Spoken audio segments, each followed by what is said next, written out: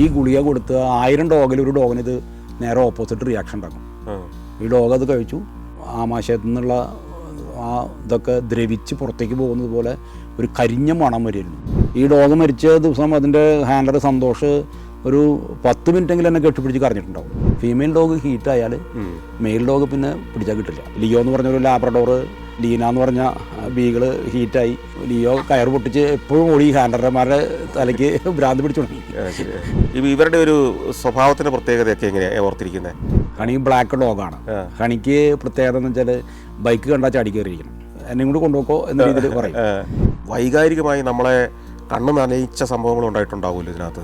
Honey ആദ്യത്തെ വട്ടം conceive ചെയ്തിട്ട് ആ ഡോക്ടർക്ക് തെറ്റുപറ്റിപ്പോയി. കുട്ടികളൊക്കെ വയറിൽ കിടന്ന് ചത്തുപോയി. ആ വയ്യാതെ കിടക്കുന്ന ഡോഗും എന്നെ കാണുമ്പോൾ എൻ്റെ കയ്യിൽ നോക്കുന്നു, വാലാട്ടിക്കൊണ്ടിരിക്കുന്നു. എന്നെ കാണുമ്പോൾ തല ഉയർത്തി നോക്കുന്നു. എങ്ങനെയെങ്കിലും ഒന്ന് എന്തെങ്കിലുമൊക്കെ ചെയ്യാൻ വേണ്ടി പറയുക തന്നെയാണ്.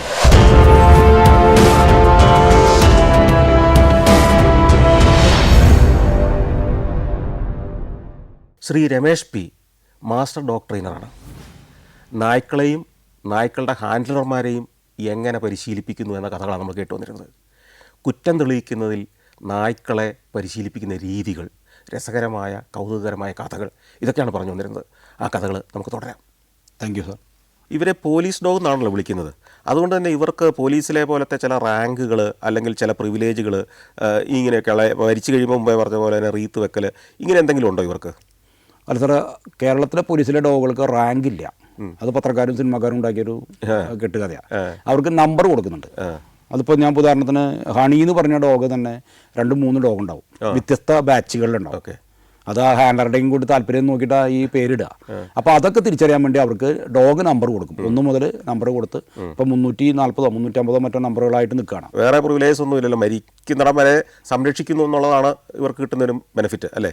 അല്ല സാർ, മരിച്ചു കഴിഞ്ഞാൽ നമുക്ക് ഈ ഡോഗുകൾക്ക് പോലീസ് ഉദ്യോഗസ്ഥർ മരിച്ചാൽ കൊടുക്കുന്ന ആചാരക്രമങ്ങൾ ഈ ഡോഗിനും കൊടുക്കും. ഒറ്റ കാര്യമുള്ളൂ, സർവീസിലിരിക്കുന്ന മരിച്ചു കഴിഞ്ഞാൽ പോലീസ് ഉദ്യോഗസ്ഥന് ആകാശത്തേക്ക് വെടിവെക്കും. പക്ഷേ ഡോഗിന് അത് ചെയ്യില്ല.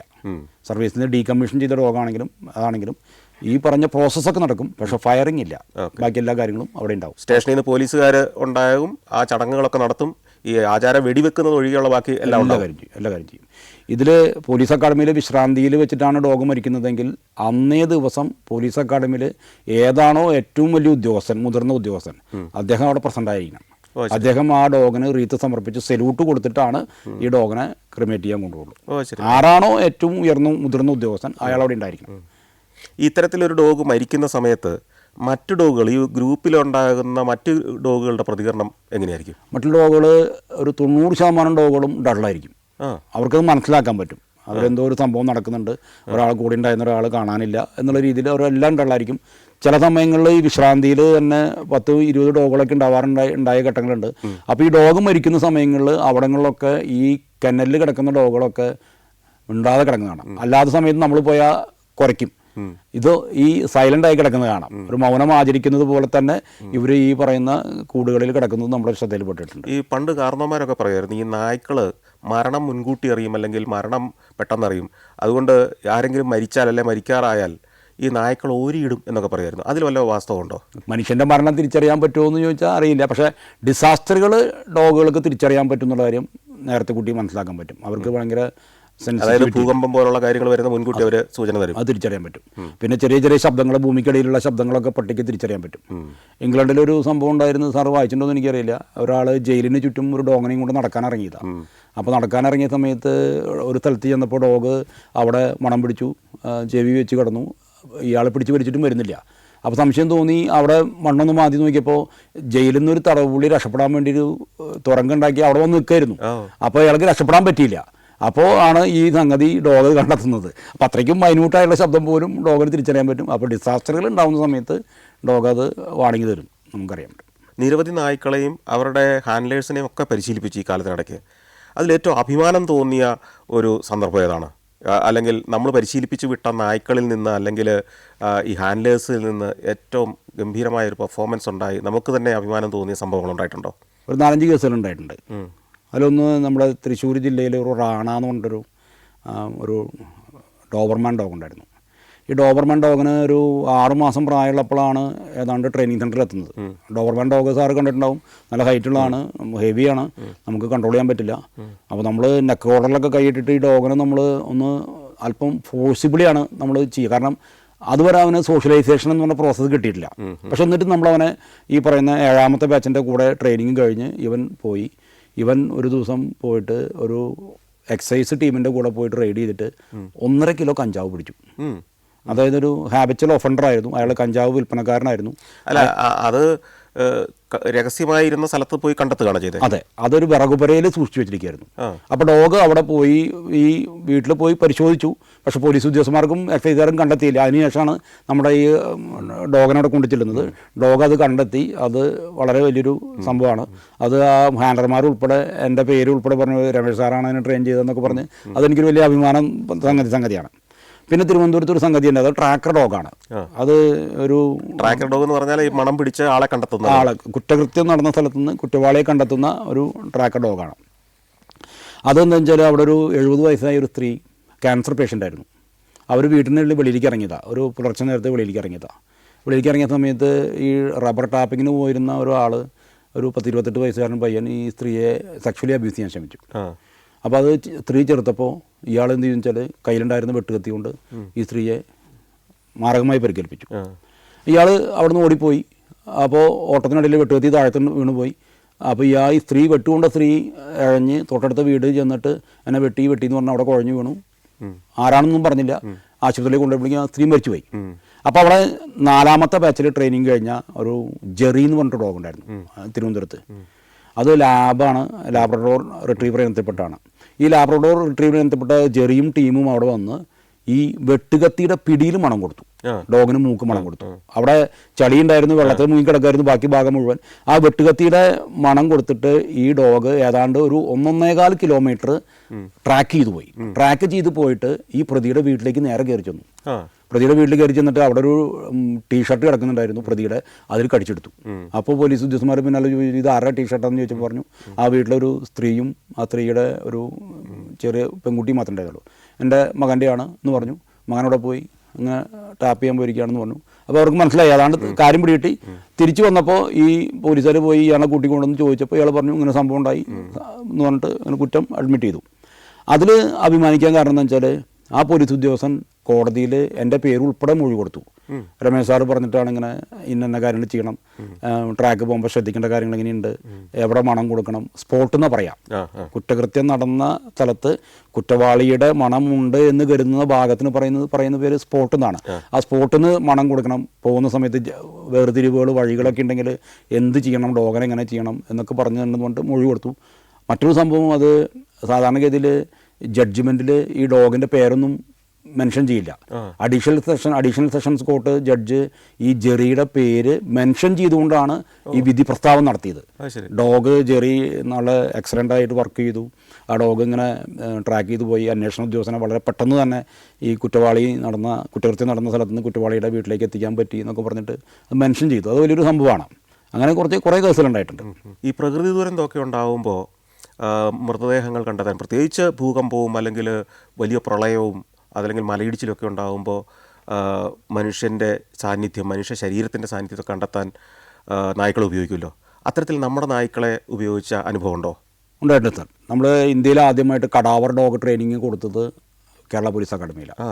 ഈ കടാവർ ഡോഗ് പരിശീലനം നടന്നുകൊണ്ടിരിക്കുന്ന സമയത്ത് അതിൻ്റെ മധ്യഭാഗമായി കഴിയാറായി. അപ്പോൾ ട്രെയിനിങ് പരിശീലനം പൂർത്തീകരിക്കാറായ സമയത്ത് ഈ ഡോഗുകളെയും കൊണ്ട് പെട്ടിമുടി ദുരന്തത്തിൽ റെസ്ക്യൂ ഓപ്പറേഷൻ ഞാൻ പോയിട്ടുണ്ട്. ആ ടീമിൻ്റെ ലീഡർ ഞാനായിരുന്നു. പെട്ടിമുടിയിൽ മലയിടിഞ്ഞ് തൊഴിലാളികൾ താമസിച്ച എല്ലാ ഏക്കർക്ക് മുകളിൽ മണ്ണിടിഞ്ഞ് വീണ് അവിടെ ഈ ദുരന്തം ഉണ്ടായതിൻ്റെ പിറ്റേ ദിവസം അവിടെ ചെല്ലുന്നു ഞങ്ങൾ. അപ്പോൾ അവിടെ ചെല്ലുന്ന സമയത്ത് SP സുദർശൻ സാറാണ് അവിടെ നിൽക്കുന്നത്. അപ്പോൾ സുദർശൻ സാറ് ഞാൻ മുമ്പേ പരിചയമുണ്ട്. അദ്ദേഹവുമായിട്ട് ഞാൻ കാസർഗോഡ് മുതൽ തിരുവനന്തപുരം വരെ സൈക്കിൾ യാത്ര നടത്തിയിട്ടുണ്ട്, സൈക്കിൾ റാലി നടത്തിയിട്ടുണ്ട്. അപ്പോൾ ആ ഒരു പരിചയത്തിൽ ഞാൻ നടത്തിയിരുന്നു. അപ്പോൾ അദ്ദേഹം പറഞ്ഞു, രമേശ് എവിടെയാണ് ഓപ്പറേഷൻ നടത്തേണ്ടത്? എനിക്കാദ്യം മനസ്സിലായില്ല. വലിയൊരു പാറ, ഒരു ആനയേക്കാൾ വലിപ്പമുള്ളൊരു പാറയിൽ കൈവച്ചിട്ട് അദ്ദേഹം നിൽക്കുന്നത്. അപ്പോൾ സാറ് പറഞ്ഞു, സാർ എവിടെയാണ് ഡെഡ് ബോഡി ഉണ്ടെന്ന് നോക്കണ്ടേ എന്ന് ചോദിച്ചപ്പോൾ ആൾ പറഞ്ഞു ഇതിൻ്റെ അടിയിലുണ്ടാവാൻ സാധ്യതയുണ്ട്. ഞാൻ ആദ്യം വിചാരിച്ച് ഇദ്ദേഹം തമാശയ്ക്ക് പറയുന്നതാണ്, പരിചയത്തിൻ്റെ പേരിൽ തമാശയ്ക്ക് പറയുന്നതാണെന്ന് വിചാരിച്ചത്.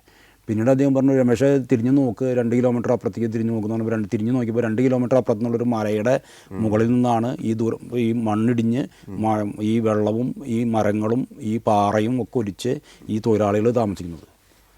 സത്യത്തിൽ ഞാനവിടെ ആദ്യം ഷോക്കായിപ്പോയി. ഞാൻ അങ്ങനത്തെ ഒരു സിനാരിയോ പ്രതീക്ഷിച്ചില്ല. ഞാനവിടെ കരയായിരുന്നു, ഞാൻ അക്ഷരാർത്ഥത്തിൽ പൊട്ടിക്കരയായിരുന്നു. അപ്പോൾ ഈ കൂടെ ഉണ്ടായിരുന്ന മറ്റ് സഹപ്രവർത്തകർ, PG സുരേഷ്, ഒരു പ്രഭാത് എന്ന പോലീസുകാർ, ഇവർ രണ്ടുപേരും സാറ് നീന്തണം വലിക്കും ഇങ്ങനെ എനിക്ക് സത്യത്തിൽ ഞാൻ പൊട്ടിക്കറിയായിരുന്നു. എനിക്ക് ഈ 10-70 മനുഷ്യർ മണ്ണിനടിയിൽ പെട്ട് കിടക്കുക, ഒന്നും ചെയ്യാൻ പറ്റാത്തൊരവസ്ഥ. ഒരു വശത്ത് മണ്ണിങ്ങനെ മാന്തിക്കൊണ്ടിരിക്കുന്നുണ്ട്, പക്ഷെ ആരും കണ്ടെത്തുന്നില്ല. അപ്പം ഞാൻ ഈ കടാവർ ഡോഗനെയും വിടാൻ പറഞ്ഞു. പക്ഷെ കടാവർ ഡോഗനെ നമുക്ക് വിടാൻ പറ്റുന്നില്ല, മടിയാണ്, ചളിയാണ്. നമ്മൾ തന്നെ പോകും. ഞാൻ കാല് വെച്ചപ്പോൾ തന്നെ ഞാൻ എൻ്റെ വലത് കാല് ചളിയിൽ പൂണ്ടുപോയി. ഫയർഫോഴ്സുകാർ വന്നിട്ടാണ് പിന്നെ പോക്കാൻ പറ്റിയത് എനിക്ക്. അപ്പോൾ ആ ഫയർഫോഴ്സുകാർ ഈ NDRF ടീമുകൾ പോയത് ഈ മെറ്റൽ ഷീറ്റ് ഇട്ടിട്ടുണ്ട്. ആ മെറ്റൽ ഷീറ്റിന് മുകളിൽ കൂടെ മാത്രമേ പോകുന്നുള്ളൂ. അപ്പോൾ നമുക്ക് ഡോഗിനെ അധികം അവിടെ എംപ്ലോയ് ചെയ്യിക്കാനും പറ്റുന്നില്ല. അതിന് പ്രത്യേക ലോജിസ്റ്റിക്സ് ആവശ്യമുള്ള സംഗതിയാണെന്ന് നമുക്ക് ആ എക്സ്പീരിയൻസിലൂടെ മനസ്സിലായി. എന്നിട്ടും നമ്മളവിടെ പരിശോധിച്ചിട്ട് നമുക്ക് 3 മൃതദേഹങ്ങൾ കിടക്കുന്ന സ്ഥലം ലൊക്കേറ്റ് ചെയ്യാൻ പറ്റി. അതിൽ കണ്ടെത്തിയത് ഒരു ചെറിയ പെൺകുട്ടിയുടെ ഡെഡ് ബോഡി. അതെ. ആ നായ മണം ഉണ്ട സമയത്ത് നമ്മൾ അടയാളപ്പെടുത്തി കൊടുത്തു. ഇവിടെ ഒന്ന് മണ്ണ് മാന്തി നോക്കുമെന്ന് പറഞ്ഞപ്പോൾ അവിടെ നിന്ന് നമുക്ക് ഒരു 10-15 അടി താഴ്ചയിൽ നിന്ന് ഒരു പെൺകുട്ടിയുടെ മൃതദേഹമാണ് നമ്മൾ ആദ്യം കിട്ടിയത്. അവിടെ ഈ ബോഡി ഉണ്ടെന്നുള്ളതിന് ഈ നായ എന്ത് സൂചനയാണ്? അത് ഈ സാറേ, നമ്മൾ ഈ ഡോഗിൻ്റെ ആളുകൾ മരിച്ചു കഴിഞ്ഞാൽ എല്ലാവർക്കും യുണീക്ക് സെൻറ്റാണ്. ഇപ്പം എൻ്റെ വേർപ്പിൻ്റെ സെൻറ്റും സാറിൻ്റെ വേർപ്പിൻ്റെ സെൻറ്റും വ്യത്യസ്തമാണെങ്കിലും മരിച്ചു കഴിഞ്ഞാൽ ഉണ്ടാകുന്ന സെൻറ്റ് യൂണീക്ക് സെൻറ്റാണ്. അപ്പോൾ അത് മണം നമുക്ക് കിട്ടും. സാറ് നേരത്തെ പറഞ്ഞ പോലെ മണത്ത് കഴിഞ്ഞാൽ ദിവസങ്ങൾ കഴിഞ്ഞാൽ ദുർഗന്ധം വരും, നമുക്ക് തിരിച്ചറിയാം. പക്ഷെ മരിച്ച ഉടൻ തന്നെ ഒരു മണം വരും, അത് നമുക്ക് തിരിച്ചറിയില്ല, നായ്ക്ക് തിരിച്ചറിയും. അതുപോലെ അതിനുള്ളൊരു പരിശീലനം നിങ്ങൾ എങ്ങനെ കൊടുക്കും? ഈ മരിച്ച ഉടനെയുള്ള ഒരു ആളുടെ മണം എങ്ങനെ കൊടുക്കും പരിശീലന കേന്ദ്രത്തിൽ? അതിന് നമുക്ക് കടാവറിൻ അല്ലെങ്കിൽ പ്യൂട്ടിസിൻ എന്ന് പറഞ്ഞ കൃത്രിമമായ സെൻറ്റുകൾ കിട്ടും. അല്ലെങ്കിൽ നമ്മൾ ഈ ഹോസ്പിറ്റലുകളിൽ നിന്ന് ഈ സർജറിയൊക്കെ കഴിഞ്ഞിട്ടുള്ള മാംസങ്ങൾ, ശരീരാവയവങ്ങൾ ഒക്കെ എടുത്ത് മണം കൊടുക്കാം. പക്ഷെ നമ്മൾ ചെയ്യുമ്പോൾ വളരെ റിസ്കി ഫാക്ടറാണ്. കാരണം മറ്റ് കണ്ടാമിനേറ്റഡ് ആയിട്ടുള്ള ആയതുകൊണ്ട് അസുഖങ്ങൾ ഈ ഹാൻഡർക്ക് വരാൻ സാധ്യതയുണ്ട്, നായ്ക്കും വരാം. അപ്പോൾ അതുകൊണ്ട് നമ്മൾ ചെയ്യുന്നതിൽ വളരെ ശ്രദ്ധിച്ചാൽ ചെയ്യുന്നത്. പിന്നെ നമ്മൾ മണം കൊടുക്കുന്നത് ബ്ലഡിലാണ്. ഇപ്പോൾ നമ്മൾ യൂണിവേഴ്സിറ്റിയിലെ 2 ഡോഗുകൾ, കാലിക്കറ്റ് യൂണിവേഴ്സിറ്റി നടത്തുന്ന കോഴ്സിൽ 2 ഡോഗുകൾ നമ്മൾ കടാവർ ഡിറ്റക്ഷനായിട്ട് പഠിപ്പിക്കുന്നുണ്ട്. അപ്പോൾ അത് കടാവറിൻ്റെ സെൻറ്റ് ഇംപ്രിൻറ്റഡ് കിറ്റ് നമുക്ക് ഓൾറെഡി വാങ്ങിച്ചിട്ടുണ്ട്. എന്നാലും നമ്മളിപ്പോൾ പ്രൈമറി ട്രെയിനിങ് കൊടുക്കുന്നത് ബ്ലഡിലാണ്. ആ ബ്ലഡ് കണ്ടെത്തിയാൽ ഡോഗ് ഐഡൻറ്റിഫൈ ചെയ്ത് തുടങ്ങി. ഡോഗ് ബ്ലഡിൻ്റെ മണം കിട്ടിയാൽ ഡോഗ് അവിടെ ഐഡൻറ്റിഫൈ ചെയ്ത് തുടങ്ങി. അതിലൊരു ബെൽജിയം മാൽനോയ്സ്, ഒരു രാജപാളയമൊക്കെ വളരെ ഭംഗിയായിട്ട് വർക്ക് ചെയ്യുന്നുണ്ട്. അപ്പോൾ ഇങ്ങനെയാണ് നമ്മളത് ചെയ്യുന്നത്. അപ്പോൾ ഈ പെട്ടിമുടി ദുരന്തത്തിൽ നമുക്ക് 3 ബോഡിയാണ് നമുക്ക് ലൊക്കേറ്റ് ചെയ്യാൻ പറ്റിയത്, മൃതദേഹങ്ങളാണ് കണ്ടെത്താൻ പറ്റിയത്. 70 പേര് അതിൽ മരിച്ചുപോയി. 66 പേരുടെ മൃതദേഹങ്ങളെ ഇതുവരെ കണ്ടെത്തിയിട്ടില്ല. ഇപ്പോഴും 4 പേരുടെ കണ്ടെത്തിയിട്ടില്ല എന്നാണ് എനിക്ക് മനസ്സിലാക്കാൻ പറ്റിയത് ഇപ്പോഴും. അപ്പോൾ അത്രയും വലിയൊരു ദുരന്തത്തിൽ നമുക്ക് ഈ കടാവർ ഡോഗുകളെ നമുക്ക് ഉപയോഗിക്കാനും എത്രയും പെട്ടെന്ന് ഈ മൃതദേഹങ്ങൾ കണ്ടെത്തുമ്പോൾ അത് നാട്ടുകാർക്കും വീട്ടുകാർക്കും ഒക്കെ ഒരു ആശ്വാസമാകാനും നമുക്ക് അവിടെ കഴിഞ്ഞിട്ടുണ്ട്. ഈ പ്രകൃതി ദുരന്തത്തിലല്ലാതെ ബോഡി കണ്ടുപിടിക്കേണ്ട സാഹചര്യങ്ങൾ ഉണ്ടാവാറുണ്ടോ?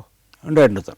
അത് 12ാമത്തെ ബാച്ചിൽ ഡോഗ് ട്രെയിനിങ് കഴിഞ്ഞൊരു ഹാർലി എന്ന് പറഞ്ഞ പാലക്കാട് ജില്ലയിലൊരു ഡോഗുണ്ട്. ആ ഡോഗിനെ ഓൾ ഇന്ത്യ പോലീസ് ഡ്യൂട്ടി മീറ്റിന് ഞാൻ പരിശീലിപ്പിച്ചു. പക്ഷേ അൺഫോർച്ചുനേറ്റ്ലി ആ ഡോഗിനെ നമുക്ക് ഈ ഓൾ ഇന്ത്യ പോലീസ് ഡ്യൂട്ടി മീറ്റിൽ ആ വർഷം നമുക്ക് മെഡൽ കിട്ടാൻ പറ്റിയില്ല. അപ്പോൾ ആ ഡോഗിനെ പരിശീലിപ്പിച്ച ഡോഗ് ഒരു ദിവസം ഇങ്ങനെ Vadakkanchery police station, Alathur Vadakkanchery Peechi reservoir ഏരിയയുടെ പിൻവശത്തായിട്ട് ഒരു റബ്ബറും തോട്ടത്തിനോട് ചേർന്ന് കിടക്കുന്ന ഒരു വനാന്തരത്ത് 2 പേരെ കാണാതായി, ഒരു സ്ത്രീയെയും പുരുഷനെയും. അവരുടെ മൊബൈൽ സ്വിച്ച് ഓഫ് ചെയ്തത് ഈ റബ്ബറും തോട്ടത്തിൽ വെച്ചിട്ടാണ്. അപ്പോൾ അവിടെ നാട്ടുകാർ 2-3 ദിവസം പരിശോധിച്ചു, കിട്ടിയില്ല. അപ്പോൾ അവസാനം ഈ ഡോഗ് ഹാർലിയെ സർവീസിന് അവിടെ ഉപയോഗിച്ചു. ഡോഗ് ഹാർലി അവിടെ വന്നിട്ട് ഏതാണ്ടൊരു 2-2.5 കിലോമീറ്ററോളം ട്രാക്ക് ചെയ്തു പോയി. അപ്പോൾ ഈ ഫോറസ്റ്റ് ഏരിയയും മറ്റേ റബ്ബർ തോട്ടത്തിൻ്റെ ഏരിയയും കടന്ന് വനാന്തരത്തിൽ കിടന്ന് അതിനോട് ചേർന്ന് കിടക്കുന്ന വനത്തിനുള്ളിൽ പോയിട്ട് ഒരു പാറയ്ക്ക് മറവിൽ ഈ സ്ത്രീ മരിച്ചു കിടക്കുന്നത് ഈ ഹാർലി ലൊക്കേറ്റ് ചെയ്തു. അവിടെ ആ ഹാർലി ലൊക്കേറ്റ് ചെയ്തതിന് ആ സ്ത്രീക്ക് തൊട്ട് അടുത്തതായിട്ട് കുറച്ച് മാറിയിട്ട് ഈ പുരുഷൻ തൂങ്ങി മരിച്ചു നിൽക്കുകയായിരുന്നു. അപ്പോൾ അന്വേഷണത്തിൽ മനസ്സിലായത് ഈ സ്ത്രീയെ കൊലപ്പെടുത്തി കഴിഞ്ഞിട്ട് ഈ പുരുഷൻ തൂങ്ങി മരിച്ചായിട്ടാണെന്ന് മനസ്സിലാക്കാൻ പറ്റിയത്, അന്വേഷണത്തിൽ മനസ്സിലാക്കിയത്. അപ്പോൾ ആ മൃതദേഹങ്ങൾ ലൊക്കേറ്റ് ചെയ്യാൻ ഹാർലിക്ക് കഴിഞ്ഞു.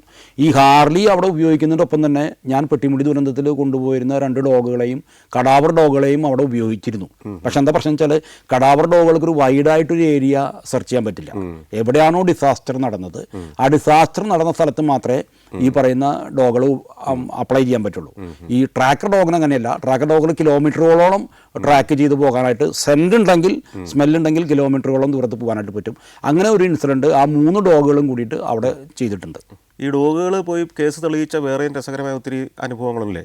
ഇപ്പോൾ ഈ ഹാർലി എന്ന് പറഞ്ഞ ഡോഗുകൾ തന്നെ പാലക്കാട് ജില്ലയിൽ വാളയാറിനടുത്ത് ഒരു പന്നിക്കണിയിൽ പെട്ടുപോയി 2 പേര് മരിച്ചുപോയി. അത് ഈ പന്നിക്കണിയിൽ ഒരു ചെറിയ തോട്ടിലാണ്, ചെറിയ തോടിലാണ് ഈ പന്നിക്കണി വെച്ചിരുന്നത്, പന്നിയെ പിടിക്കാൻ വേണ്ടി വെച്ചത്. Electric shock. അത് മെയിൻ KCB ലൈനിൽ നിന്ന് നേരിട്ടിട്ട് അതിലേക്ക് കണക്ട് ചെയ്യുക ചെയ്തത്. അപ്പോൾ ഇതറിയാതെ ഒരു പ്രായമായ മനുഷ്യൻ അവിടെ പാടത്തേക്ക് വെള്ളം തിരിച്ചു വിടാൻ വേണ്ടി അവിടെ ഇറങ്ങി, അയാൾ ഷോക്കേറ്റ് മരിച്ചു. അപ്പോൾ ഈ മനുഷ്യൻ മരിച്ചു കിടക്കുന്നത്, കമിഴ്ന്ന് കിടക്കുന്നത് കണ്ടിട്ട് വഴിപോക്കർ അതുവഴി നടന്നു പോയ ആളുകൾ ഇയാളെ വീട്ടിൽ പോയിട്ട് മകനോട് പറഞ്ഞു. മകൻ ഓടി വന്നു, മകനും ചാടി ഇറങ്ങി, മകനും മരിച്ചു. അപ്പോൾ ആൾക്ക് മനസ്സിലായി, ഷോക്കാണെന്ന് മനസ്സിലായി. അവർ KCB നിന്ന് വിളിച്ച് നോക്കിയപ്പോൾ ആ ലൈൻ കണക്ട് ചെയ്തിരിക്കുകയായിരുന്നു. ലൈനിൽ നിന്ന് ആ കമ്പി വിച്ഛേദിച്ച് ഈ ബോഡി കൊണ്ടുപോയി. അതിനുശേഷം ഈ ഡോഗ് ഹാർലി അവിടെ ചെന്നിട്ട് ഈ ലൈൻ ഇലക്ട്രിക് ലൈനിലേക്ക്, KCBയുടെ ലൈനിലേക്ക് കണക്ട് ചെയ്യാൻ ഉപയോഗിച്ചൊരു തോട്ടിയുണ്ട്, മരത്തിൻ്റെ തോട്ടി. ആ മരത്തിൻ്റെ തോട്ടിയിൽ പിടിയിൽ ഡോഗ് മണം കൊടുത്തു. ആ മണം കൊടുത്തിട്ട് ഡോഗ് ഏതാണ്ട് ഒരു 750 മീറ്റർ അപ്പുറത്ത് പോയിട്ട് ഒരു വീട്ടിൽ കയറി. വീട്ടിൽ കയറിയപ്പോൾ അവിടുത്തെ ഗൃഹനാഥനില്ല. ഇവർ മരിച്ചു കിടക്കുന്നത് കണ്ടിട്ട് കാര്യം മനസ്സിലാക്കിയ ഗൃഹനാഥൻ സ്ഥലം വിട്ടു. പിറ്റേ ദിവസം വന്നിട്ട് അയാൾ സറണ്ടർ ചെയ്തിട്ട് പറഞ്ഞു, ഞാൻ തന്നെയാണ് വെച്ചത്, പോയത് പന്നീനെ പിടിക്കാൻ വേണ്ടി ചെയ്തു വെച്ചതാണ്, പക്ഷേ ആളുകൾ മരിച്ചു പോയി എന്ന് പറഞ്ഞിട്ട് അയാൾ കുറ്റമായിട്ട് പറയുകയുണ്ടായി. മോഷണ കേസുകൾ അന്വേഷിച്ച് കണ്ടുപിടിച്ച നായ്ക്കളുടെ കഥകൾ പറഞ്ഞേ. 4ാമത്തെ ബാച്ചിൽ ഒരു ഗോൾഡി എന്ന് പറഞ്ഞൊരു ഡോഗ് ഉണ്ടായിരുന്നു. ലാബ്രഡോർ റിട്രീവർ ഇനത്തിൽപ്പെട്ടതാണ്. അതിൻ്റെ 2 ഹാൻഡർമാരും ഈ ഗോൾഡിയും 4ാമത്തെ ബാച്ചിൽ 29 ഡോഗുകളുടെ കൂടെ പരിശീലനം പൂർത്തീകരിച്ചാണ്. പരിശീലനത്തിന് ശേഷം ഗോൾഡി ഒരു ദിവസം ഗോൾഡിയെ പോലീസ് സ്റ്റേഷനിൽ നിന്ന് അവർ ഡ്യൂട്ടിക്ക് വിളിച്ചു. ആ ഡ്യൂട്ടി എന്ന് വെച്ചാൽ ഫുഡ് പട്രോളിങ് നടത്തിക്കൊണ്ടിരുന്ന പോലീസുകാർ പുലർച്ചെ ഒരു വീട്ടിൽ നിന്ന് അണ്ടർവെയർ മാത്രം ധരിച്ചിട്ട് ഒരാളെ ഇറങ്ങി ഓടുന്നു കണ്ടു. അപ്പോൾ ഫുഡ് പട്രോളിങ് നടത്തുന്ന പോലീസുകാർ ഇയാളുടെ പിന്നാലെ എവിടെയെങ്കിലും കിട്ടിയില്ല. തിരിച്ചു വന്നപ്പോൾ വീട്ടുകാരെ ഉപദ്രവിച്ചിട്ട് മോഷണം നടത്തിയിട്ട് ഓടിപ്പോയതാണെന്ന് മനസ്സിലായി. അപ്പോൾ അവിടെ നിന്ന് മണം പിടിച്ചു പോയ ഗോൾഡി ഈ പറയുന്ന ഈ പ്രതി ഓടിപ്പോയ വഴിക്ക് പോയി ഏതാണ്ട് ഒരു 1.25 കിലോമീറ്റർ അപ്പുറത്ത് ഒരു വീട്ടിനകത്തേക്ക് കയറി. അപ്പോൾ ഈ ട്രാക്ക് ചെയ്ത് പോകുന്ന വഴിയിലൊരു മറ്റേ ടീഷർട്ട് കിട്ടിയിരുന്നു.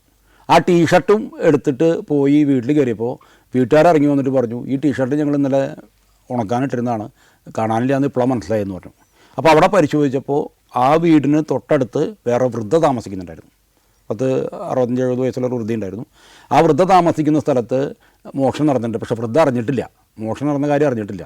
കാരണം അത് മനസ്സിലാക്കാൻ കാരണം വെച്ചാൽ അന്വേഷണത്തിൽ നിന്ന് മനസ്സിലായതെന്ന് വെച്ചാൽ ഈ വൃദ്ധയുടെ ആഭരണപ്പെട്ടിയൊക്കെ ആ പറമ്പിൽ ഇങ്ങനെ വിതറി കിടക്കുമായിരുന്നു.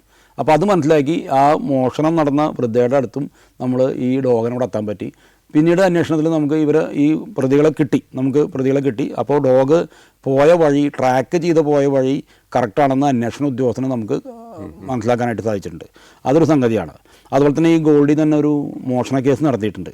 അത് പാഴൂർ അമ്പലം എന്ന് പറഞ്ഞൊരു അമ്പലത്തിൽ, എറണാകുളം ജില്ലയിൽ പാഴൂർ അമ്പലത്തിൽ പർവ്വത്തിനടുത്ത് അവിടെ ഈ വളരെ വിലപിടിച്ച ആൻറ്റിക്കൊക്കെ ഉണ്ടായിരുന്ന ഒരു സ്വർണ്ണാഭരണങ്ങളൊക്കെ അവിടെയായിരുന്നു. അപ്പോൾ ഒരു പ്രതി MITയിൽ വന്നിട്ട് ഈ അമ്പലത്തിന് മുമ്പിൽ നിർത്തി സാധാരണ തൊഴാൻ പോകുന്നത് പോലെ അമ്പലത്തിനുള്ളിൽ കടന്ന് മോഷണം നടത്തി.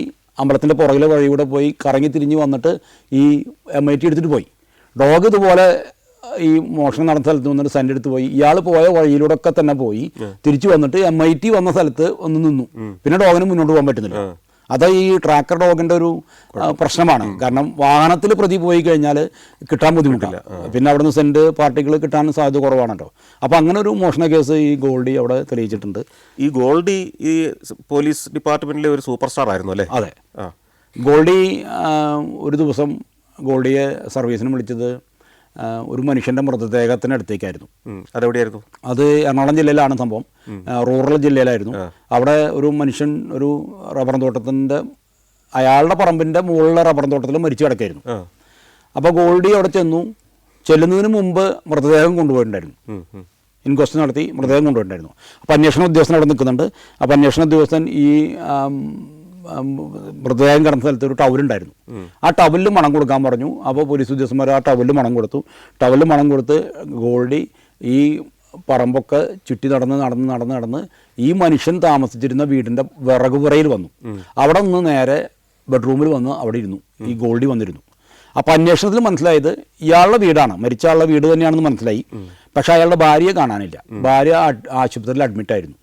അപ്പോൾ അന്വേഷണം നടത്തിയപ്പോൾ മനസ്സിലാക്കാൻ പറ്റിയത് ഭാര്യയുടെ ഒരു അവിഹിത ബന്ധമായിരുന്നു കാരണം. കണ്ണൂരുകാരനായ ഒരാളായിട്ട് മിസ് കോളിൽ ബന്ധപ്പെട്ട് കോൺടാക്ട് ചെയ്ത് അയാളെ വീട്ടിൽ വിളിച്ചു വരുത്തി. അപ്പോൾ വീട്ടിൽ വിളിച്ചു വരുത്തിയ സമയത്ത് ഇയാൾ അൺഫോർച്ചുനേറ്റ്ലി അവിടെ ചെന്നു. അപ്പോൾ മദ്യത്തിൽ വിഷം മയക്കുമരുന്നൊക്കെ കൊടുത്ത് ഇയാളെ അവിടെ കൊലപ്പെടുത്തുകയാണ് ചെയ്തത്. അപ്പോൾ ശ്വാസം മുട്ടിക്കുകയും ചെയ്തിട്ടുണ്ട്. ഇതൊക്കെ പിന്നീട് തെളിഞ്ഞു. അവസാനം ഈ സ്ത്രീ കുറ്റമായിട്ട് പറഞ്ഞു, ഇങ്ങനൊരു സംഭവത്തിൻ്റെ പേരിലാണ് ഇങ്ങനെ ഈ കൊലപാതകം നടത്തേണ്ടി വന്നത് എന്ന് ഈ സ്ത്രീ കുറ്റമായിട്ട് പറയണ്ടായി.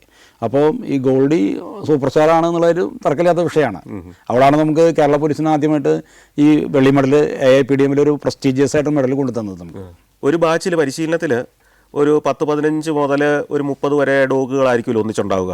ഇവരുടെ ഒരു 9 മാസ പരിശീലനം കഴിയുമ്പോഴത്തേക്കും ഈ പട്ടികൾ തമ്മിലും വലിയൊരു ബോണ്ട് ഉണ്ടാവില്ലേ? ഈ നായ്ക്കൾ തമ്മിലൊരു വലിയൊരു ബന്ധം ഉണ്ടാവില്ലേ? അത് കഴിഞ്ഞ് പിരിയുമ്പോൾ ഇത് പ്രശ്നങ്ങൾ ഇവരിലുണ്ടാക്കില്ലേ? തീർച്ചയായിട്ടും ഉണ്ടാവും സാർ. അത് നമ്മൾ വിശ്വസിക്കില്ല. ഒരു ബാച്ചിൽ കുഞ്ഞു കുട്ടികളായിരിക്കുമ്പോഴാണ് ഇവർ വരുന്നത്. ഇവർ വന്ന് ഒരു 9-10 മാസക്കാലത്തോളം ഈ ഒരുമിച്ച് കാലത്ത് എഴുന്നേറ്റ് വന്നിറങ്ങി ഒരുമിച്ച് കളിച്ച് ഒരുമിച്ച് കുറേയും കളിയും ബഹളമായിട്ടൊക്കെ നിന്ന ആളുകൾ പിരിഞ്ഞു പോകുമ്പോൾ മനുഷ്യർ കരയുന്നത് പോലെ കരയുന്ന അനുഭവം ഉണ്ടായിട്ടുണ്ട്. അതിലൊരു ഡോഗ് ജാൻസി എന്നാണ് പേരെന്നാണ് എൻ്റെ ഓർമ്മ. 2ാമത്തെയോ 3ാമത്തെ ബാച്ചിൽ ട്രെയിനിങ് കഴിഞ്ഞാണ്. ഈ ബാച്ചിലെ ഡോഗുകളെ കൊണ്ടുവരാനായിട്ട് ജില്ലകളിൽ നിന്ന് വണ്ടി വന്നു. പക്ഷേ ജാൻസിയെ കൊണ്ടുപോകാൻ മാത്രം വണ്ടി വരാൻ വൈകി, ജില്ലയിൽ നിന്ന് വരാൻ വൈകി. അപ്പോൾ ഞാൻ ഓഫീസിൽ പിറ്റേ ദിവസം കാലത്ത് ഓഫീസിൽ ചെന്നപ്പോൾ പാസിംഗ് ഔട്ട് പരേഡ് കഴിഞ്ഞ ദിവസം തന്നെ മറ്റെല്ലാ ഡോഗുകളെയും കൊണ്ടുപോയി, ജാൻസിയെ കൊണ്ടുപോയില്ല. ഞാൻ അറിഞ്ഞിരുന്നില്ല. പാസിംഗ് ഔട്ട് പരേഡ് കഴിഞ്ഞിട്ട് ഞാൻ പിറ്റേ ദിവസം കാലത്ത് ഓഫീസിൽ വന്ന സമയത്ത് ഈ പട്ടി ജാൻസി അവിടെ കിടന്നിട്ട് കുഞ്ഞുങ്ങൾ കരയുന്നത് പോലെ ഇങ്ങനെ കുരയ്ക്കല്ല, ഇങ്ങനെ പറയാം, എന്താ പറയാൻ, മൂങ്ങാന്നൊക്കെ പറയും, ഇങ്ങനെ കിടന്ന് മൂങ്ങിക്കൊണ്ടിരിക്കുക. അപ്പം ഞാൻ ചോദിച്ചു, അവിടെ ക്യാമ്പ് ഫോളോവർമാരുണ്ട്. അപ്പം ഞാൻ ചോദിച്ചു, മാമച്ചൻ എന്ന് പറഞ്ഞിട്ടുണ്ട്, അവിടെ ചോദിച്ചു എന്താണ് അവിടെ കുറേ സാറേ എല്ലാ ഡോഗും പോയതിൻ്റെ ആണെന്ന് തോന്നുന്നു. അപ്പോൾ എനിക്ക് മനസ്സിലായി സംഗതി അത് തന്നെയാണ്. ഞാൻ പറഞ്ഞു ഡോഗനെ കൊണ്ടുപോവാ. ഡോഗനെ കൊണ്ടുവന്നിട്ട് അവളെ ഞാൻ എൻ്റെ ഓഫീസിൽ ഞാനിരിക്കുന്ന മേശയ്ക്കടിയിൽ അവിടെ കൊണ്ട് അവളെ ഇരുത്തി. അവൾ കുറച്ച് നേരം ഇങ്ങനെ ഇരുന്ന് 2-3 എന്നെ നക്കി അവിടെ കിടന്നു, ശാന്തമായിട്ട് അവിടെ കിടന്നു. അപ്പോൾ ഒരു സെപ്പറേഷൻ ആൻസൈറ്റി ഡോഗിലുണ്ട് സാർ. ഈ സെപ്പറേഷൻ ആൻസൈറ്റി തന്നെയാണ് ഡോഗ് ഈ എന്താ പറയുക കണ്ടിന്യൂസ് ബാർക്കിങ് ചെയ്തുകൊണ്ടിരിക്കുന്നത്. നമ്മുടെ വീടുകളിലും അങ്ങനെ തന്നെയാണ്. പ്രത്യേകിച്ച് കാരണമില്ല എന്ന് തോന്നുന്ന മട്ടിൽ അത് കുറയ്ക്കുന്നതാണ്. ഈ സെപ്പറേഷൻ ആൻസൈറ്റി ഒരു കാരണമാണ്. അപ്പോൾ ഈ ആളുകളെ വിട്ട് വന്ന് പരിശീലിപ്പിക്കുകയാണ് വേണ്ടത്. പക്ഷെ അത് അൺഫോർച്ചുനേറ്റ്ലി നമ്മൾ ഡോഗുകളെ വീട്ടിലേക്ക് പർച്ചേസ് ചെയ്യുമ്പോൾ പലരും ശ്രദ്ധിക്കുന്നില്ല. ഏത് തരത്തിലുള്ള ഡോഗുകളെയാണ് പർച്ചേസ് ചെയ്യേണ്ടത് എന്നൊക്കെ ആരും മനസ്സിലാക്കുന്നില്ല. ഇപ്പോൾ എറണാകുളം ജില്ലയിലെ ഒരു സ്ത്രീ എന്നെ ഫോൺ വിളിച്ചിട്ട് പറഞ്ഞു, എൻ്റെ കയ്യിലൊരു മറ്റേ റോട്ട് വെയിലർ ഉണ്ട്, അതിനൊന്ന് ട്രെയിനിങ് സെൻ്ററിലേക്ക് കൊണ്ടുപോയിക്കോളൂ, ഫ്രീ ആയിട്ട് തരാമെന്ന് പറഞ്ഞു. അപ്പോൾ ഞാൻ ചോദിച്ചു എന്താ കാരണം, ഫ്രീ ആയിട്ട് തരാനുള്ള കാരണം എന്താ? അല്ല ഞാനിതിന് ഭക്ഷണം കൊടുക്കാൻ വേണ്ടിയിട്ട് വന്നതാണ്, അപ്പോൾ പാത്രം ഒന്ന് എടുത്ത് മാറ്റി, അപ്പോൾ കുറച്ചപ്പോൾ ഞാൻ വടി എടുത്തതാണ്, ചാടി കയറി കടിച്ച് എൻ്റെ കൈ ഒടിഞ്ഞു പോയി. അപ്പോൾ ഭർത്താവ് ഗൾഫിൽ നിന്ന് വിളിച്ച് പറഞ്ഞു ഒന്നുകിൽ പട്ടി അല്ലെങ്കിൽ നീ ആരെങ്കിലും ഒരാൾ മതി വീട്ടിലെന്ന് പറഞ്ഞു. അപ്പോൾ എങ്ങനെയെങ്കിലും അവർക്ക് പട്ടീനെ ഒഴിവാക്കിയാൽ മതി. അപ്പോൾ ഏത് തരത്തിലുള്ള പട്ടിയെയാണ് വാങ്ങിക്കേണ്ടത്, അത് ഏത് കാലാവസ്ഥയിൽ അല്ലെങ്കിൽ എന്ത് സാഹചര്യത്തിലാണ് ഉപയോഗിക്കേണ്ടതെന്ന് ആർക്കും അറിയില്ല. അച്ഛനും അമ്മയും മാത്രം വീട്ടിലുണ്ട്, വയസ്സായ ആൾ അച്ഛനും അമ്മയാണ്. അപ്പോൾ വിദേശത്തുള്ള മകൻ പറയാണ് ഒരു റോട്ട് വെയിലറിനെ വാങ്ങിച്ച് വീട്ടിൽ വെച്ചോന്ന് പറഞ്ഞാൽ അതിനേക്കാളും ഭേദം അവരെ നേരത്തെ കൊന്നു കളയുന്നതാണ് നല്ലത്. അപ്പോൾ അത്ര അപകടകാരിയാണ് ഈ റോട്ട് വെയിലർ. സാർ ഏത് പട്ടിയും അപകടകാരിയാവാം. റോട്ട് വെയിലർ പൂർണ്ണമായിട്ടും അപകടകാരിയാണെന്നല്ല പറഞ്ഞതിൻ്റെ അർത്ഥം. ഞാൻ 2 റോട്ട് വെയിലറിനെ ഞാൻ ട്രെയിൻ ചെയ്തിട്ടുണ്ട്. ജയിൽ ഡിപ്പാർട്ട്മെൻറ്റിലെ റോട്ട് വെയിലറിനെ ഞാൻ ട്രെയിൻ ചെയ്തിട്ടുണ്ട്. ആദ്യത്തെ ബാച്ചിലെ ജയിൽ ഡിപ്പാർട്ട്മെൻറ്റിലെ ഡോഗിനെ ട്രെയിൻ ചെയ്ത് ഞാനാണ്. പിന്നെ ഒരു ഡോഗിനെ ഞാൻ വീട്ടിലും ട്രെയിൻ ചെയ്തിട്ടുണ്ട്. ഈ 2 ഡോഗിനെയും എനിക്ക് ട്രെയിൻ ചെയ്യാൻ പറ്റി. പക്ഷെ അത് 2 ഏർലി സ്റ്റേജിൽ കിട്ടി. പക്ഷെ പ്രായം കൂടുന്തോറും ഇവരിലേക്ക് ചില ഹാബിറ്റുകൾ, ഇത്തരം അഗ്രസീവ് ഒരു ഫാക്ടറുകൾ, ഈ പറഞ്ഞ സെപ്പറേഷൻ ആൻസൈറ്റി, ഫിയർ, ഇതൊക്കെ കടന്നുകൂടിയാൽ പിന്നെ നമുക്ക് മാറ്റാൻ പറ്റില്ല. അതാണ് ഈ ഡോഗുകളുടെ പ്രത്യേകത. അപ്പോൾ അതുകൊണ്ട് വീട്ടിലേക്ക് പട്ടിയെ വാങ്ങിക്കുമ്പോഴും ഒക്കെ നമ്മൾ വളരെ ജാഗ്രത പാലിക്കണം. പ്രത്യേകിച്ച് വയസ്സായ ആളുകളാണ്, വീട്ടിൽ സ്ത്രീകൾ മാത്രമേ ഉള്ളൂ, കുട്ടികളുണ്ട് എന്നൊക്കെ ഉണ്ടെങ്കിൽ അത് വളരെ ശ്രദ്ധാപൂർവം ചെയ്യേണ്ട ഒരു സംഗതിയാണ്. പോലീസിൽ നിന്ന് എന്നാണ് വിരമിച്ചത്? ഞാൻ 2024 മാർച്ച് 31 വിരമിച്ചത്. അപ്പോൾ അപ്പോഴും ഈ പരിശീലന കേന്ദ്രത്തിൽ തന്നെയായിരുന്നു, ഡോഗ് ട്രെയിനിങ് സെൻറ്ററിൻ്റെ തന്നെ ചുമതലയിലായിരുന്നോ? അതെ, ഞാൻ അവിടുന്ന് പോരുന്ന ലാസ്റ്റ് ദിവസം വരെയും സ്റ്റേറ്റ് ഡോഗ് ട്രെയിനിങ് സ്കൂളിൻ്റെ ഡോഗ് ട്രെയിനിങ് സെൻറ്ററിൻ്റെ ഇൻചാർജും മാസ്റ്റർ ഡോഗ് ട്രെയിനറായിട്ടാണ് പ്രവർത്തിച്ചത്. അത് ഇപ്പോൾ എന്താ ചെയ്യുന്നത്? ഇപ്പോൾ കാലിക്കറ്റ് യൂണിവേഴ്സിറ്റി ഒരു 3 മാസത്തെ professional dog training certificate course നടത്തുന്നുണ്ട്. ഇത് ആർക്ക് വേണ്ടിയാണ്? പബ്ലിക്കിന് വേണ്ടിയിട്ടാണ്. അവർക്ക് എന്തിനാണ് ഇതിൻ്റെ ആവശ്യം? പല ആളുകളും ഈ ഡോഗ് ബ്രീഡ് ചെയ്യുന്നുണ്ട്, ചില ആളുകൾ അവിടെ നിന്നും ഇവിടെ നിന്നൊക്കെ കിട്ടിയ ട്രെയിനിങ്ങും ഉപയോഗിച്ചുകൊണ്ട് പബ്ലിക്കിൻ്റെ പ്രൈവറ്റ് പാർട്ടികളെ ഡോഗിനെ ട്രെയിൻ ചെയ്യുന്നുണ്ട്. അപ്പോൾ അങ്ങനെയൊക്കെ ചെയ്തുകൊണ്ടിരിക്കുന്ന ആളുകൾക്ക് ഒരു കോംപ്രിഹെൻസീവ് പഠനം കൊടുക്കാൻ വേണ്ടിയിട്ടാണ് നമ്മൾ ഈ ഒരു കോഴ്സ് ആരംഭിച്ചത്. അതായത് ഇത് പോലീസ് അക്കാഡമിയുടെ ഭാഗമായിട്ട് തന്നെയാണ് ഇപ്പോഴും പ്രവർത്തിക്കുന്നത്. അതെ, പോലീസ് അക്കാഡമിയിലാണ് ഈ കാലിക്കറ്റ് യൂണിവേഴ്സിറ്റി കോഴ്സ് നടത്തുന്നത്. അപ്പോൾ ഇൻഫ്രാസ്ട്രക്ചർ ഒരുക്കുന്നതൊക്കെ പോലീസ് അക്കാഡമിയാണ്. ഈ കോഴ്സിൻ്റെ സിലബസ് അംഗീകരിക്കൽ, അതിൻ്റെ കണ്ടിന്യൂ ഇവാലുവേഷൻ, അതിൻ്റെ ഇൻസ്ട്രക്ടർമാരെ പോസ്റ്റ് ചെയ്യുന്നതൊക്കെ കാലിക്കറ്റ് യൂണിവേഴ്സിറ്റിയാണ്. ഫീസൊക്കെ അടയ്ക്കുന്നത് കാലിക്കറ്റ് യൂണിവേഴ്സിറ്റിയാണ്. പരീക്ഷ നടത്തുന്നതൊക്കെ ക്ലാസ് നടത്തുന്നതൊക്കെ യൂണിവേഴ്സിറ്റി. പക്ഷേ പോലീസുകാർക്ക് ട്രെയിനിങ് കൊടുക്കുന്നത് യൂണിവേഴ്സിറ്റി അല്ല. അത് അക്കാഡമിയാണ്. അത് പോലീസ് അക്കാഡമി. അവിടെ 2 ബ്ലോക്ക് ഉണ്ട്, ഒന്ന് ഓൾഡ് ബ്ലോക്കും ഒന്ന് ന്യൂ ബ്ലോക്കും. അപ്പോൾ ന്യൂ ബ്ലോക്ക് മൊത്തം പോലീസ് അക്കാഡമി കാലിക്കറ്റ് യൂണിവേഴ്സിറ്റിക്ക് ഈ കോഴ്സിന്റെ നടത്തിപ്പിന് വേണ്ടി കൈമാറി. ഇതിപ്പോൾ എത്ര ബാച്ച് പിന്നിട്ടുണ്ടാവും? ഒറ്റ ഫസ്റ്റ് ബാച്ചാണ് സാർ. ആദ്യത്തെ ബാച്ച് നടന്നുകൊണ്ടിരിക്കുക. ആദ്യത്തെ ബാച്ച് നടന്നു, ഈ മാർച്ചിൽ അതിന്റെ കംപ്ലീഷനാണ്. Next batch വരാനിരിക്കുന്നതാണ്. ഈ നമ്മൾ ഈ നായ്ക്കളുമായിട്ടുള്ള ഇടപെടൽ, നായ്ക്കളുമായിട്ടുള്ള സ്നേഹം, നായ്ക്കളെ പരിശീലനം, ഇതൊക്കെയായിട്ട് പോകുമ്പോൾ വീട്ടിൽ നിന്നുള്ള സപ്പോർട്ട് എങ്ങനെയാണ്? വീട്ടിലും ഈ നായ്ക്കളെ ഇഷ്ടമുള്ളവരാണോ ഉള്ളത്? വീട്ടിൽ ആദ്യം ഇഷ്ടമായിരുന്നില്ല. ഞാൻ നേരത്തെ പറഞ്ഞില്ലേ സാർ, പേരിൻ്റെ കൂടെ ആൾക്കാർ പട്ടീന്ന് ചേർത്ത് വിളിക്കുള്ളൂ, പട്ടി രമേഷ് എന്നാൽ ചേർത്ത് വിളിക്കുള്ളൂ. അപ്പോൾ അത് ഇഷ്ടമായിരുന്നില്ല. പക്ഷേ ഞാൻ ജൂലി എന്ന് പറഞ്ഞ ഒരു ഡോഗനെ, ലാബ്രഡോറിനെ, ഇവരുടെ ആരുടെയും അനുവാദം ഇല്ലാണ്ട് ഞാൻ കുട്ടികൾക്ക് സർപ്രൈസ് ആയിക്കിട്ടെന്ന് വരുത്തിയിട്ട് ഞാൻ കുഞ്ഞുങ്ങൾ ചെറുതായിരിക്കുമ്പോൾ, എൻ്റെ മക്കൾ 2 പേരും ചെറുതായിരിക്കുമ്പോൾ ഞാൻ വീട്ടിൽ കൊണ്ടു കൊടുക്കുക. രാത്രിയാണ് ഞാൻ ഈ പട്ടിക്കുഞ്ഞിനെ കൊണ്ട് കൊടുക്കുന്നത്. ലാബായതുകൊണ്ട് തന്നെ കുഞ്ഞുങ്ങളായിട്ട് നന്നായിട്ട് മിങ്കിൾ ചെയ്തു. അവിടെ നിന്നാണ് ഇവർക്ക് ഇതിനോട് താല്പര്യം വരുന്നത്. ഇപ്പോൾ അവർ ഫുൾ സപ്പോർട്ടാണ്. ഞാൻ സാറിൻ്റെ അടുത്തേക്ക് വരണമെന്ന് പറഞ്ഞപ്പോൾ എൻ്റെ മകൾ പറഞ്ഞത് എൻ്റെ 10ാം ക്ലാസ് വരെയുള്ള എല്ലാ കാര്യത്തിനും സാറായിരുന്നു ലാബ് വന്നതെന്ന് പറഞ്ഞിട്ട് പറഞ്ഞു. അവൾ PhD പഠിച്ചുകൊണ്ടിരിക്കുകയാണ് ചെന്നൈയിൽ. അപ്പോൾ ഇപ്പോൾ എല്ലാ വിധത്തിലും അവർ സപ്പോർട്ട് ചെയ്യുന്നു. 2 മക്കളാണോ? 2 മക്കൾ. രണ്ടുപേരും എന്ത് ചെയ്യുന്നു? മകളാണ് രണ്ടാമത്. മകൾ PhD പഠിച്ചുകൊണ്ടിരിക്കുന്നു. മകൻ ചെന്നൈയിലെ ഏയോളയിൽ ഫിസിക്സ് കഴിഞ്ഞിട്ട് നമ്മുടെ ഇഷ ഫൗണ്ടേഷനില്ലേ, ഇഷ ഫൗണ്ടേഷനിൽ അവിടെ യോഗയും ധ്യാനവും ഒക്കെ ആയിട്ട് ഇങ്ങനെ കഴിഞ്ഞു പോകണം. ഭാര്യ ജോലി ചെയ്യുന്നുണ്ടോ? ഭാര്യ നേഴ്സാണ്.